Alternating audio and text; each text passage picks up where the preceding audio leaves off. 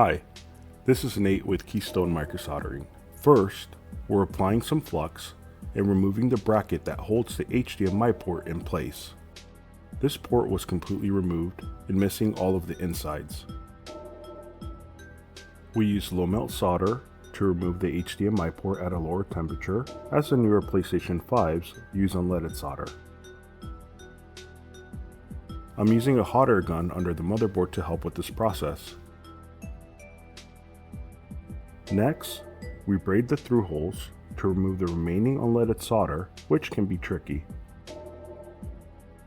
Applying a bit of heat with a hot air gun can help. As you can see, the hot air gun allows the remaining solder in the through holes to be removed.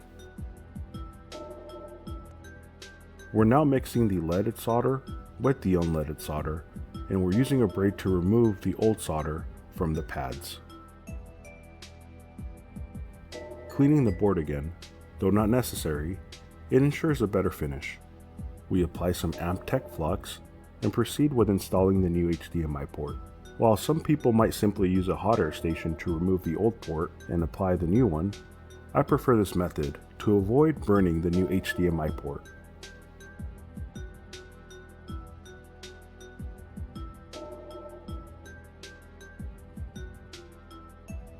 For the video, initially I used a different tip which didn't work well with the ground pads. Switching to my usual tip, I ensured all the pins were properly soldered to the board.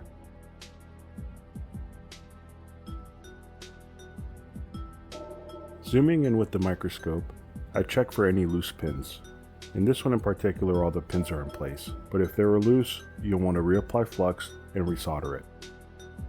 Satisfied with the soldering job, I performed the final step of verifying none of the pins are soldered together.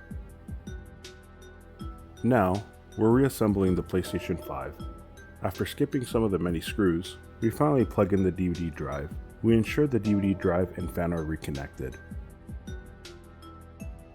Finally, we plug in the PlayStation 5 to verify it's fully functional, checking the disk drive and its connection to PlayStation Network. As you can see, we have a picture. Again, this was Nate with Keystone Microsoldering. Thank you for watching.